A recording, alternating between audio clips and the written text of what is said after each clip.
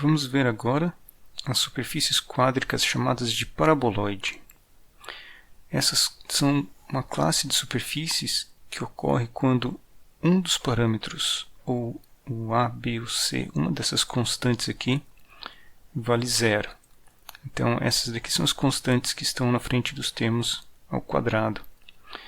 Então, se o C vale zero, o termo quadrático em Z some e a gente tem só o termo linear aqui. Vamos supor que o I é diferente de zero.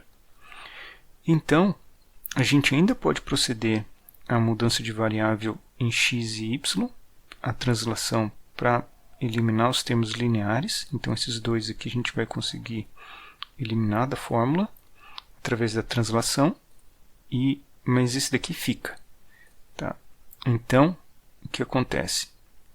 A gente obtém essa forma aqui, depois de completar quadrados e de uma redefinição da constante, a gente chega nessa forma aqui. Acontece que a gente pode ainda fazer uma translação em Z, de tal forma a eliminar o termo constante, absorver o termo constante aqui dentro da mudança de variável em Z. Então, isso pode ser feito assim, escolhendo essa nova variável e o centro como sendo este valor aqui. Feito isso, a gente chega nessa forma aqui, que é a forma reduzida de um paraboloide. Bom, vamos arrumar um pouco mais essa fórmula assim, colocando esse termo para o lado de cá e dividindo por menos i, de tal forma que a gente chega nessa equação aqui para o paraboloide. Aí tem duas classes de superfícies que surgem daqui. Ou essas duas constantes aqui têm sinais iguais, e a gente vai ter um paraboloide elíptico, ou essas duas constantes aqui têm sinais diferentes, e então é um paraboloide hiperbólico. Então vamos ver aqui os traços do paraboloide elíptico e hiperbólico. Está aqui. Então, um paraboloide elíptico, onde as duas constantes aqui são positivas. Os traços ao longo do eixo x e y estão aqui. Esse daqui é perpendicular ao eixo y, esse daqui é perpendicular ao eixo x. Claramente são parábolas voltadas para cima por causa dos sinais aqui.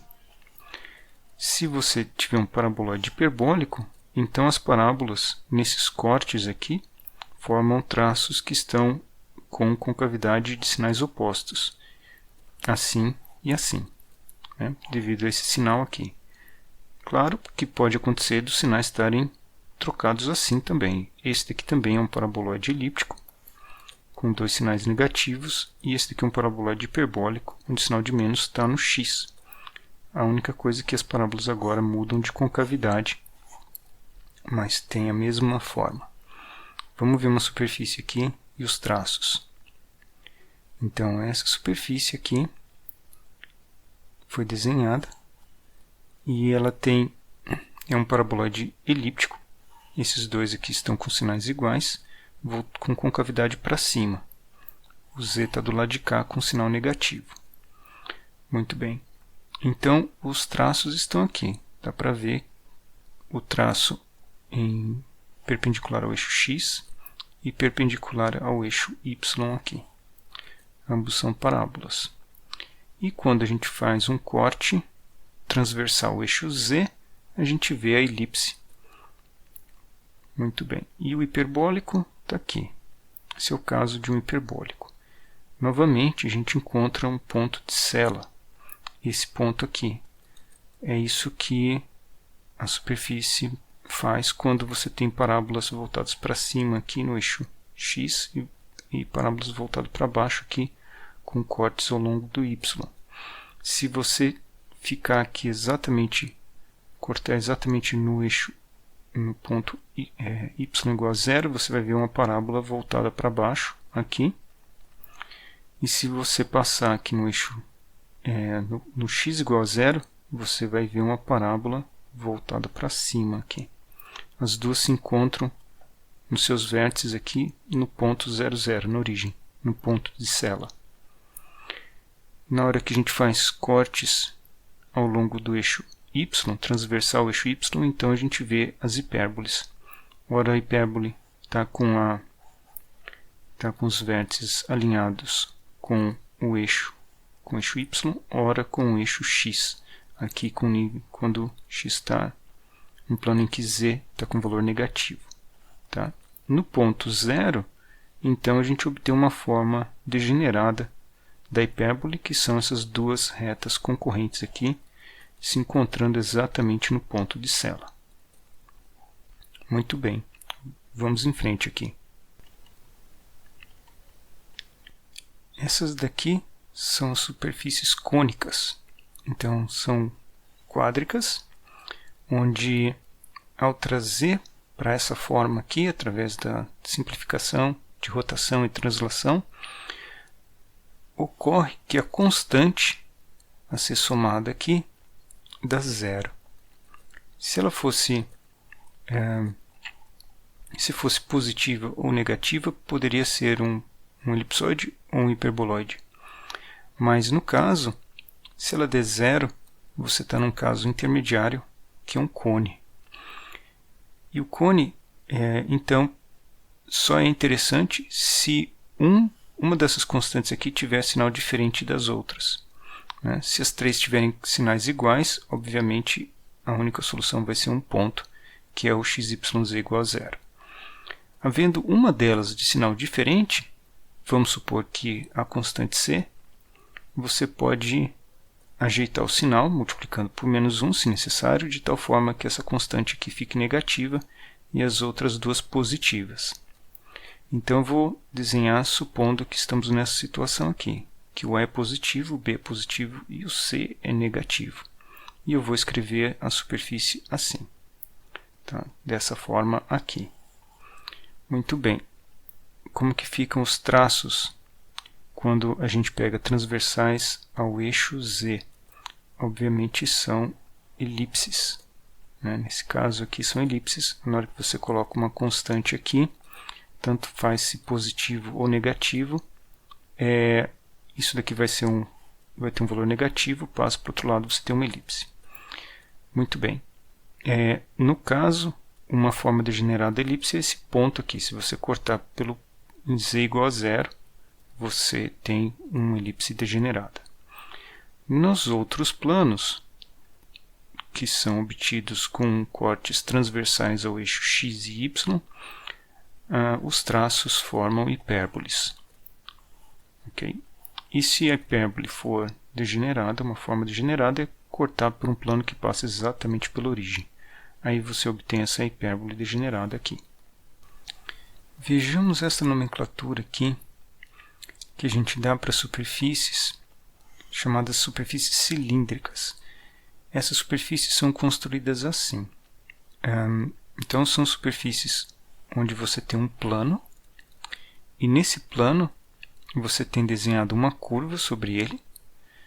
Né? Então você tem dado alguma descrição de uma curva, essa curva é chamada de diretriz, e uma reta que intercepta o plano. Essa reta tem que ser chamada de geratriz, não pode estar contida no plano, para a gente formar a superfície. A superfície, então, é definida assim, por um conjunto de retas que são paralelas à geratriz, cada uma delas passando o plano, interceptando o plano num ponto da curva. Então, você começa a formar uma superfície formada por essas retas aqui, pela união dessas retas. Logo, se você cortar essa superfície aqui por um plano que é paralelo ao plano π, o que você vai enxergar é uma cópia dessa curva aqui, da curva diretriz, só que ela vai estar mais alta em relação ao plano π. Então ela vai formar cortes assim, que vão fazer cópias dessa curva, tá? E então você vai ter uma superfície no espaço. Vamos ver algumas quádricas que são formadas por superfícies cilíndricas. Então aqui, dois exemplos de superfícies quádricas que são também cilíndricas. Essa daqui e essa daqui. Observem que a aparência da equação é como se fosse uma elipse. Tá? O que está indicando que é uma superfície é isso daqui. Eu gostaria de resolver essa equação aqui para todos os pontos x, y, z do espaço, onde claramente, em ambas as equações, o valor de z está livre. Então, para cada xy que satisfaz essa equação aqui no plano xy, eu tenho todos os valores de z possíveis. Isso forma, então, essas duas superfícies aqui. Se eu fizer o corte no plano xy, eu obtenho uma elipse aqui e uma parábola aqui. Tá? Então, as equações estão aqui. Essa aqui é a equação da curva no plano xy. Essa aqui é a equação da curva no plano xy. Como que eu posso fazer uma descrição matemática da superfície toda? Eu posso fazer o conjunto de retas, descrever o conjunto de retas da seguinte forma. Eu coloco a reta sempre paralela ao eixo z. Então, eu escolhi esse vetor diretor que está paralelo ao eixo z. E aqui está o parâmetro t real que percorre a reta. O ponto da reta é que varia. Então, eu pego uma reta no ponto xy, a reta xy é aquela onde passa por um ponto xy que está na curva. Então, se eu pegar ponto sobre elipse, eu vou gerar esse cilindro elíptico aqui. Né? E aqui eu tenho esse também cilindro, chamado cilindro, com essa forma parabólica. Tá? Então, esse é o princípio. Você pega pontos da giratriz, pontos da curva diretriz e acrescenta um parâmetro que é paralelo à giratriz. Muito bem. Vamos ver aqui mais um exemplo de superfície cilíndrica. Observa que isso daqui é uma superfície quádrica, onde eu não tenho termos quadráticos em y e z. Os termos em y e z são apenas lineares. O quadrático está apenas em x. Então, eu tenho essa aparência de superfície cilíndrica inclinada. Se você fizer o traço no plano xy, aqui, escolhendo z igual a zero, você vai ver uma parábola. Se você escolher algum valor de x fixo, então você vai ver um traço como sendo uma reta. Como que a gente pode fazer uma descrição dessa superfície usando termos matemáticos? Então, está aqui. Eu posso descrever a superfície da seguinte forma. São retas, são muitas retas, cada uma delas eu coloquei aqui um xy para lembrar que ela passa pelo ponto xy do plano, no qual o ponto xy está sobre essa curva aqui, sobre a parábola. Essa parábola foi obtida da superfície colocando z igual a zero. Bom, e essa parte aqui? Essa parte aqui é a reta, né? E essa daqui, então, é a direção, a reta que eu obtenho no traço em que x vale zero. Colocando zero aqui, eu obtenho essa equação aqui para uma reta no plano yz, que está aqui. Essa é a equação da reta no plano yz e está aqui a reta. Como essa daqui é a reta, eu peguei um vetor que é paralelo à reta, um vetor que serve como vetor diretor dessa reta no plano yz, e no espaço eu vou usar coordenada zero para x, né? Porque eu estou no plano x igual a zero. Então, está aqui. Essa reta aqui é sempre, elas têm todas o mesmo vetor diretor, né? O que muda é o ponto onde a reta está passando. Muito bem, então essas são as superfícies cilíndricas. Vamos ver aqui as superfícies de revolução. Algumas quádricas são superfícies de revolução. Então, uma superfície desse tipo pode ser construída através de uma geratriz. Geratriz nada mais é do que uma curva no plano. Por exemplo, aqui, uma curva que pode ser dada por uma fórmula desse tipo. Então imagina que você tem uma geratriz aqui, uma curva no plano, e que essa curva então vai girar em torno do eixo X. Isso então vai produzir uma superfície no espaço. Vamos ver como que a gente pode escrever uma equação para essa superfície. Um modo é pensar assim, que os pontos do espaço que estão nessa superfície são aqueles que estão em círculos, uma vez que você calcula o traço, observa o traço dessa superfície com respeito a um ponto x0 fixado aqui no eixo X. Então, você pode pensar que você tem um raio e que esse raio é tal que, se eu pegar as coordenadas x e as coordenadas de y e z e elevar ao quadrado, dessa forma, isso tem que dar um raio ao quadrado. O raio, por sua vez, é uma função que depende do ponto x0 onde você fez o corte por um plano. E essa função tem que ser exatamente o valor de f de x para que o plano corte a função no plano xy exatamente nesse ponto aqui. Então, daqui eu descubro o raio, né?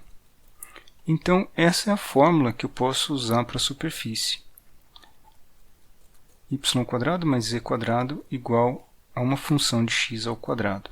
Tá? Então, essa aqui é uma equação que descreve a superfície. Vamos ver um exemplo aqui. Então, aqui tem um exemplo de uma superfície definida por revolução.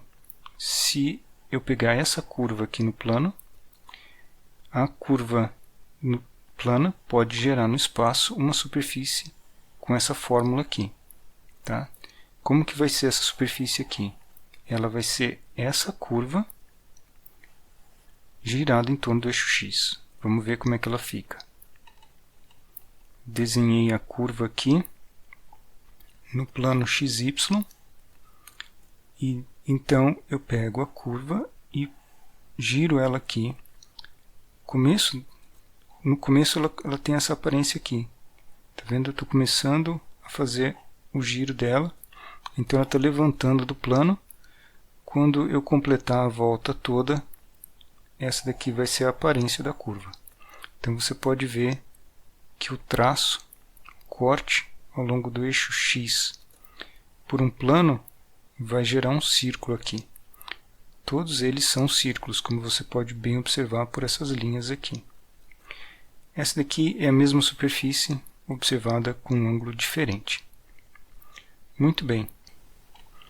Então, essas daqui são algumas quádricas que podem ser colocadas na forma de superfície de revolução. A esfera claramente obtém essa forma. Então, observem que todos os coeficientes aqui são iguais. E outras quádricas onde os traços são círculos ao longo de um dos eixos são, por exemplo, essa daqui. Essa daqui é um elipsoide e o x e y aqui estão com a mesma constante, né? Portanto, é possível reescrever essa função assim. Tá certo? Então você pode passar todos os outros termos para o lado de lá e então reescrever uma função que depende apenas de z do lado de cá para representar o raio. Note que é o seguinte, o valor de z0 para você observar o círculo, se você colocar um valor aqui, não pode ser muito grande, né? Senão você não vai conseguir interceptar o elipsoide. Mas, se você observar aqui cortes, traços em x0 igual a 0 e y0 igual a 0, você vai ver que os traços no plano YZ e no plano XZ são idênticos, né? Isso porque é o mesmo elipsoide, né? Tem a mesma proporção aqui nos eixos, e porque ele está sendo girado aqui em torno do eixo Z. Tá? Então, essa daqui fica sendo a superfície completa. Vamos ver mais alguns exemplos aqui. Por exemplo, hiperboloide de uma folha também pode ser pode ser formado por revolução. Esse daqui é uma revolução em torno do eixo x. Observe então que se eu corto ele num valor de x, eu obtenho um círculo. Aqui os coeficientes são iguais. Mesma coisa aqui para esse hiperboloide de duas folhas, onde ele foi rodado em torno do eixo y, né? Então está aqui, em torno do eixo y. Se você fixar um y com um valor de y suficientemente grande para que esse número seja maior do que 1, então você passa para cá, você fica com termos que são negativos, multiplica por menos 1 e você vai ver que você tem um círculo aqui, né? São coeficientes iguais em x e z. Então assim a gente vai identificando se você tem uma superfície que pode ser formada por revolução. Aqui essa superfície também é um paraboloide. Você fixa uma parábola, por exemplo, põe z igual a 0 aqui, e você então tem uma parábola, e você gira essa parábola em torno do eixo y e obtém essa superfície aqui, que é um paraboloide. Por fim, aqui um cilindro. Esse daqui também é um cilindro por ter ter coeficientes iguais aqui. Ele é um cilindro que está alinhado com a direção x. Ele também pode ser pensado como uma superfície de revolução, onde você pega uma reta. Então, por exemplo, define aqui no plano xz, define uma reta e gira essa reta em torno do eixo x, certo? Também dá certo para formar o cilindro. Muito bem, então era isso daqui que a gente tinha para falar para vocês a respeito das superfícies quádricas, tá? Então, da unidade 5, essa é toda a parte da teoria que é necessária para superfícies. Muito bem, ficamos por aqui então.